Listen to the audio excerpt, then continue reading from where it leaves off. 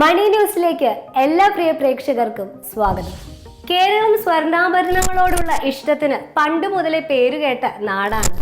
ഓരോ വിശേഷങ്ങളിലും ആഘോഷങ്ങളിലും സ്വർണം ഒരു അവിഭാജ്യ ഘടകമാണ്.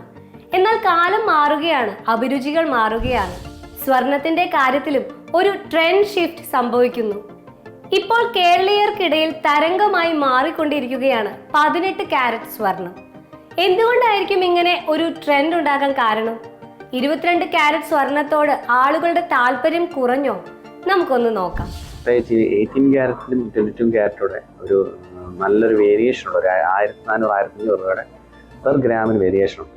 അപ്പോൾ സ്വാഭാവികമായിട്ടും ഈ 1.5-2 വർഷത്തിനുള്ളിൽ 18 കാരറ്റ് കൂടുതൽ ആൾക്കാർ സ്വീകരിച്ചു തുടങ്ങി.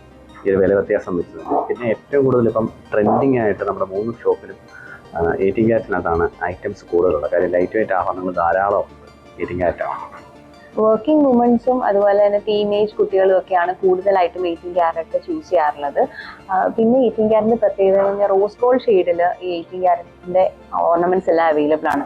കൂടുതൽ ആൾക്കാർക്കും ഈ മഞ്ഞ ലോഹത്തിനോട് വലിയ താല്പര്യം കുറഞ്ഞ ഒരു സാഹചര്യമാണ് ഇപ്പോൾ നിലവിലുള്ളത്. അതുകൊണ്ട് തന്നെ ഈ റോസ് ഗോൾഡ് ഐറ്റം വെയർ ചെയ്യാനും അത് ഭയങ്കര ലൈറ്റ് വെയിറ്റ് ആയിട്ടുള്ള ഓർണമെന്റ്സ് ആയതുകൊണ്ട് തന്നെ അങ്ങനെ ഒരു ലൈറ്റ് വെയിറ്റ് ഫാഷനിലേക്ക് ആൾക്കാർ കുറേ പേര് കൺവേർട്ട് ആയിട്ടുണ്ട്.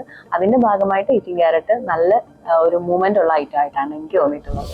നമ്മുടെ ഇന്ത്യ ഗവൺമെന്റ് നിയമം അനുസരിച്ച് BIS ഹോം മാർക്കിംഗ് നിർബന്ധമാണ് എല്ലാ ഐറ്റംസും.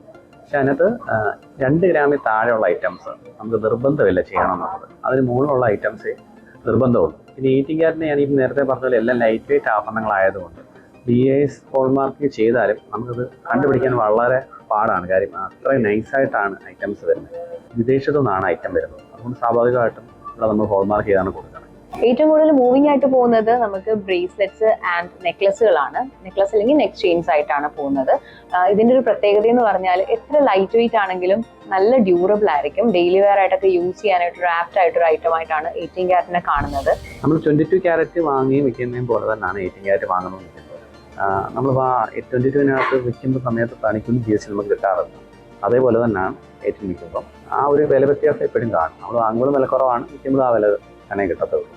പിന്നെ ഇതിനൊരു ഡ്രോബാക്ക് എന്ന് പറഞ്ഞു കഴിഞ്ഞാൽ പല പണയ സ്ഥാപനങ്ങളും ഇത് പണയത്തിന് എടുക്കുന്നില്ല എന്നുള്ളതാണ്. എനിക്കൊന്ന് വരുന്ന സമയങ്ങളിൽ അതിനൊക്കെ ഒരു മാറ്റം വരും. ഇച്ചിരി ജനകീയമായി തുടങ്ങുമ്പോഴത്തേക്ക് 18 കാരറ്റ് എല്ലാ കടയിലും അവൈലബിൾ ആയിരിക്കും. അതുപോലെ ട്രെൻഡിങ്ങും ആയിരിക്കും ഉറപ്പായിട്ടും.